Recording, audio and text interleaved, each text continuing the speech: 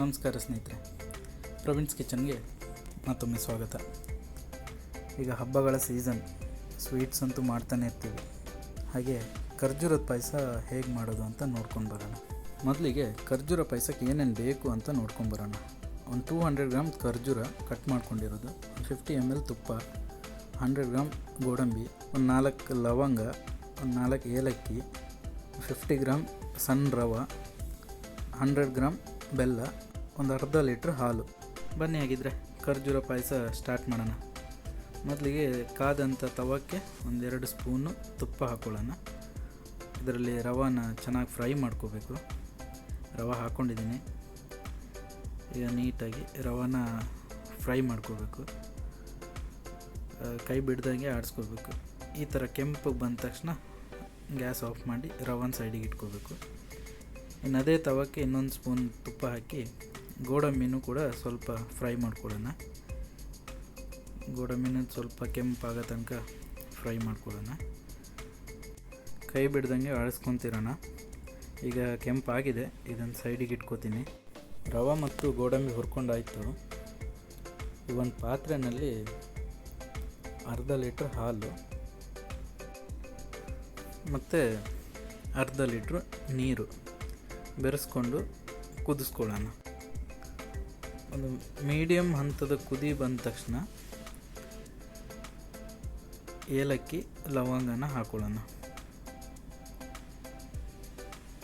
ಈಗ ಏಲಕ್ಕಿ ಲವಂಗ ಹಾಕ್ಕೊಂಡಿದ್ದೀನಿ. ಹಾಗೆ ಒಂದು ಸ್ವಲ್ಪ ಮಿಕ್ಸ್ ಮಾಡೋಣ. ಏಲಕ್ಕಿ ಮತ್ತು ಲವಂಗದ ಘಮ ಹಾಲಿಗೆ ತುಂಬ ಹರಡಬೇಕು. ಆವಾಗ ಪಾಯಸದಲ್ಲಿ ಅದರ ಘಮ ಸಿಗುತ್ತೆ, ಚೆನ್ನಾಗಿರುತ್ತೆ. ಹೀಗೆ ಒಂದು ಸ್ವಲ್ಪ ಹೊತ್ತು ಕುದಿಯೋಕ್ಕೆ ಬಿಡೋಣ.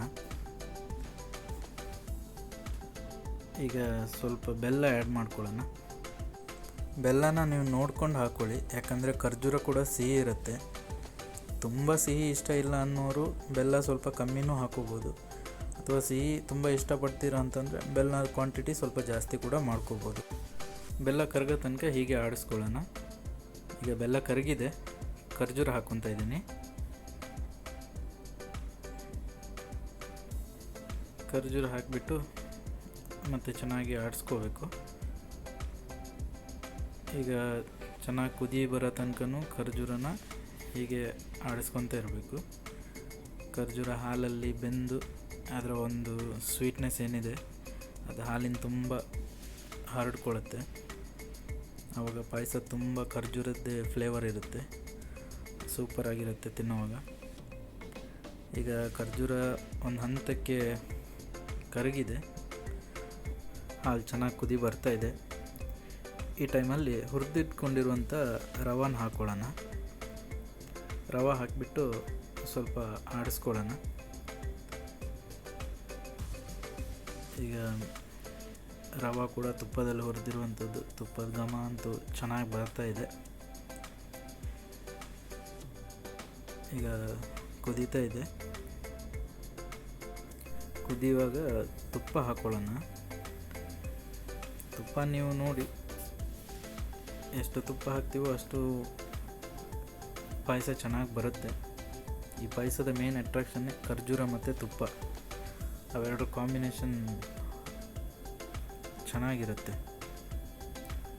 ಈಗ ನಮ್ಮ ಪಾಯಸ ಆಲ್ಮೋಸ್ಟ್ ಕೊನೆಯ ಹಂತ ತನಕ ಬಂದಿದೆ. ಈ ಒಂದು ಕನ್ಸಿಸ್ಟೆನ್ಸಿ ಬಂದ ತಕ್ಷಣ ಹುರಿದಿಟ್ಕೊಂಡಿರುವಂಥ ಗೋಡಂಬಿನ ಹಾಕ್ಕೊಳ್ಳೋಣ. ಒಂದು 4 ಪೀಸ್ ಎತ್ತಿಟ್ಕೊಳ್ಳಿ, ಕೊನೆಯಲ್ಲಿ ಗಾರ್ನಿಷಿಂಗಿಗೆ ಯೂಸ್ ಆಗುತ್ತೆ. ಈಗ ಪಾಯಸ ಆಗಿದೆ. ಇದು ಇಷ್ಟೇ ದಪ್ಪ ಇರುವಾಗಲೇ ಫ್ಲೇಮ್ ಆಫ್ ಮಾಡ್ಕೊಂಬಿಡಿ, ಯಾಕಂದರೆ ರವೆ ಹಾಕಿರೋದ್ರಿಂದ ಸ್ವಲ್ಪ ಹೊತ್ತು ಬಿಟ್ಟಾಗ ದಪ್ಪ ಆಗುತ್ತೆ. ಈಗ ಒಂದು ಸರ್ವಿಂಗ್ ಬೌಲಿಗೆ ಪಾಯಸನ ಹಾಕೋತಿದ್ದೀವಿ. ಈಗ ಆಗಲೇ ಎತ್ತಿಟ್ಕೊಂಡಿರುವಂಥ 4 ಗೋಡಂಬಿ ಪೀಸ್ ಇತ್ತಲ್ವ, ಅದನ್ನು ಪಾಯಸದ ಮೇಲೆ ಹಾಕಿ